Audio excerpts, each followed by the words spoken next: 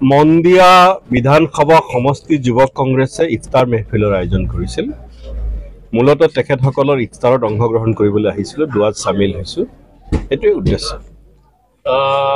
নিশ্চিতভাৱে গম পাইছে যে বৰ্তমান দেলোৱাৰ হুছেইনক গ্ৰেপ্তাৰক লৈ অসমত উত্তাল পৰিৱেশৰ সৃষ্টি হৈছে। গতিকে এই ক্ষেত্ৰত তাৰপিছত মুখ্যমন্ত্ৰী ইয়াত হস্তক্ষেপ কৰা আমি দেখিলোঁ। মুখ্যমন্ত্ৰীয়ে কৈছে যে যদি প্ৰেছ ক্লাবৰ পৰা যদি তেখেতক সাংবাদিক বুলি কয় তেতিয়াহ'লে এৰি দিম। মুখ্যমন্ত্ৰীয়ে ধৰিম বুলি ধৰিব পাৰে, এৰিব পাৰে নেকি? কি ক'ব, কেনেকুৱা দেখে? মুখ্যমন্ত্ৰীৰ কথা মুখ্যমন্ত্ৰীয়ে সাংবাদিকৰ সংজ্ঞা দিলে নহ'ব।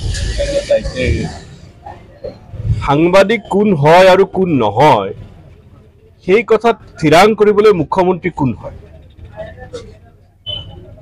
সাংবাদিকসকলৰ সংগঠন আছে, প্ৰেছ ক্লাববিলাক আছে, আৰু সংবাদ পত্ৰৰো যদি স্বীকৃতিৰ কথা থাকে বা সংবাদ মাধ্যমৰ স্বীকৃতিৰ কথা থাকে, তাৰ কাৰণে RNI আছে, তাৰ কাৰণে ভাৰত চৰকাৰৰ তথ্য আৰু সম্প্ৰচাৰ মন্ত্ৰণালয় আছে। কিন্তু মুখ্যমন্ত্ৰীয়ে কাৰোবাক সাংবাদিক বুলি চাৰ্টিফিকেট দিলেই সাংবাদিক হ'ব আৰু কাৰোবাক চাৰ্টিফিকেট নিদিলে সাংবাদিক নহ'ব, এই কথা সম্পূৰ্ণ অগণতান্ত্ৰিক কথা। আমি মুখ্যমন্ত্ৰীয়ে এই কথাক আমি গৰিহণা দিছোঁ। তদুপৰি মুখ্যমন্ত্ৰীয়ে নতুন এটা প্ৰসংগ উত্থাপন কৰিছে দিলৱাৰ মজুমদাৰৰ ক্ষেত্ৰত, যে তেখেতে এডভকেট। মুখ্যমন্ত্ৰীলৈ মোৰ পোনপটীয়া প্ৰশ্ন যে আমাৰ যিসকল মেম্বাৰ অফ পাৰ্লামেণ্ট, যিসকল এডভকেট মেম্বাৰ অফ পাৰ্লামেণ্ট, সেয়া কপিল চিবাল ডাঙৰীয়াই হওক, অভিষেক মনু সিংভিয়ে হওক, বা এসময়ত আমাৰ অৰুণ জেটলী ডাঙৰীয়া আছিল, আজি বালচুৰী স্বৰাজ আছে, এইসকল MPয়ে কিন্তু সুপ্ৰিম কোৰ্টত নিয়মীয়াকৈ প্ৰেক্টিছ কৰে। আগতে সলমান খুৰ্ছিদে কৰিছে, এতিয়াও কৰে, কিন্তু এতিয়া তেখেত MP নহয়। গতিকে মাননীয় MPসকলে যদি ওকালতি কৰিব পাৰে, MP হ'লে কিন্তু তেওঁলোকৰ লাইচেঞ্চ বাতিল নহয়। গতিকে কোনোবা অধিবক্তাই যদি সাংবাদিকতা কৰে, হোৱাট ইজ ৰং ইন দেট? অধিবক্তাই যদি সাংবাদিকতা কৰে বা সাংবাদিকে যদি ওকালতি কৰে, আজি আপুনি ধৰক, আজি আপোনাৰ লাইচেঞ্চ আছে, আপুনি গৈ বৰপেটা কোৰ্টত গৈ APR হ'ব পাৰে, তাত মুখ্যমন্ত্ৰীৰ আপত্তি কি? সেই কথা ঠিক কৰিব বাৰ কাউন্সিল অফ ইণ্ডিয়াই। সাংবাদিক কোন হয় নহয় সেই কথা ঠিক কৰিব প্ৰেছৰ যিবোৰ সংবাদ মাধ্যমৰ সংগঠন আছে তেওঁলোকে ঠিক কৰিব। কিন্তু আমাৰ মুখ্যমন্ত্ৰীয়ে সকলোতে হস্তক্ষেপ কৰে। আচল কথাটো হৈছে মুখ্যমন্ত্ৰী মহোদয় ভয় খাইছে, আৰু মুখ্যমন্ত্ৰী মহোদয় সদায় ইছ্যুবিলাক ডাইভাৰ্ট কৰিব খোজে। কাৰণ ৰূপজ্যোতি কুৰ্মীক লৈ যিটো ইছ্যুৰ সৃষ্টি হৈছিলে, সেই ইছ্যুটোক কেনেকৈ ডাইভাৰ্ট কৰিব লাগে তাৰ কাৰণে দিলৱাৰ মজুমদাৰৰ ওপৰত এটাৰ পিছত আন এটা গোচৰ জাপি দিছে। ডাম্পাৰ থকাটো কেতিয়াও অপৰাধ হ'ব নোৱাৰে। আজি যদি কাৰোবাৰ ডাম্পাৰ আছে তাৰ কাৰণে মুখ্যমন্ত্ৰী অভিনন্দন জনাব লাগে যে কাৰো ওচৰত দিলৱাৰ মজুমদাৰে কাৰো ওচৰত হাত পাতিব যোৱা নাই, তেওঁ ব্যৱসায় কৰিছে। সাংবাদিকে ব্যৱসায় কৰিব নোৱাৰে বুলি কোনো কথা নাই। আজি যদি মই এতিয়া প্ৰাক্তন সাংসদ, প্ৰাক্তন বিধায়ক, মই যদি ব্যৱসায় কৰিব পাৰোঁ, বেছিভাগ ৰাজনৈতিক নেতাৰ ব্যৱসায় আছে, ৰাজনৈতিক নেতাসকলৰ যদি ব্যৱসায় থাকে, সাংবাদিকে কিয় ব্যৱসায় কৰিব নোৱাৰিব? গতিকে মুখ্যমন্ত্ৰীয়ে এই কথাৰ কোনো ভেটি নাই। মুখ্যমন্ত্ৰীৰ উদ্দেশ্য প্ৰণোদিত কৰিছে, আৰু মুখ্যমন্ত্ৰীয়ে গণতন্ত্ৰক টেটু চেপি হত্যা কৰিব খুজিছে। অকল সেয়ে নহয়, মুখ্যমন্ত্ৰীয়ে DIPৰ প্ৰসংগ টানি আনিছে। আৰে কোনটো সংবাদ পত্ৰ হয় নহয়, সংবাদ মাধ্যম হয় নহয়, DIPৰ কি কাম? DIPৰ কাম হৈছে তেওঁলোকে কাক বিজ্ঞাপন দিব, কাক নিদিব সেই কথা ঠিক কৰিব। তদুপৰি তেওঁলোকে কাক এক্ৰিডিটেড জাৰ্নেলিষ্টৰ কাৰ্ড দিব, কাক তেওঁলোকে আইডেণ্টিটি কাৰ্ড দিব, সেই কথাই ঠিক কৰিব। আইডেণ্টিটি কাৰ্ড দিয়া নিদিয়াটো তেওঁলোকৰ কথা। কোনোবা সাংবাদিকে আইডেণ্টিটি কাৰ্ড বিচাৰিব পাৰে, কোনোবাই নিবিচাৰিব পাৰে।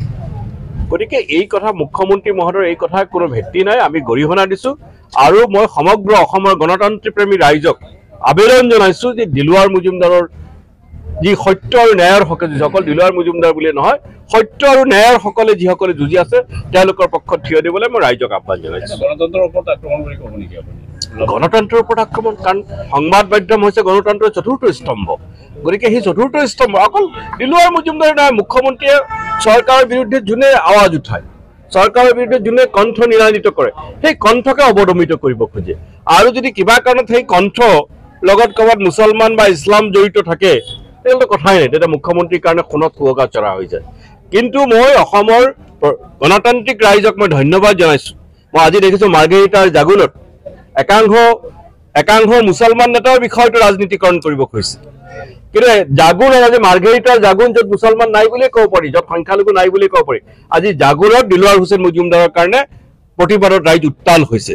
গতিকে অসমৰ গণতন্ত্ৰ প্ৰেমী ৰাইজক মই ধন্যবাদ জনাইছোঁ, যিদৰে তেওঁলোকে সাংবাদিক দিলৱাৰৰ পক্ষত থিয় দিছে।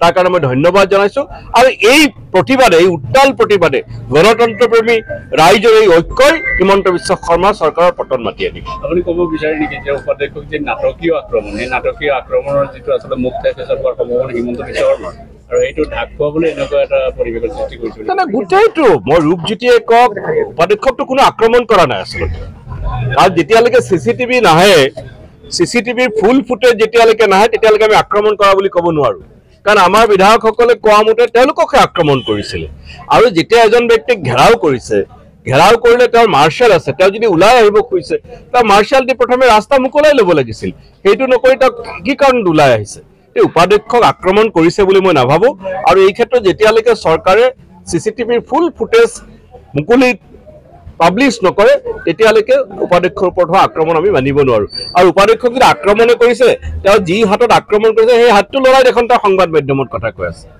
উপাধ্যক্ষগৰাকী এনে ভদ্ৰ মানুহ কিন্তু মোৰ ধাৰণা যে মুখ্যমন্ত্ৰীৰ হেঁচাতহে তেওঁ এই ধৰণৰ কথা ক'ব লগা হৈছে মুখ্যমন্ত্ৰীৰ হেঁচাতহে তেওঁ আক্ৰান্ত হোৱাৰ নাটক কৰিব লগা হৈছে বৰ্তমানৰ সাংসদ ৰকিবুল হুছেইন ডাঙৰীয়াৰ নামাজ পঢ়াৰ যিটো দৃশ্যলৈ কিছু চৰ্চা হৈছে কি হ'ব চাওক চৰকাৰ সংবাদ মাধ্যম সকলোৰে ভুল ত্ৰুটি আঙুলিয়াই দিব এইটো হৈছে সংবাদ মাধ্যমৰ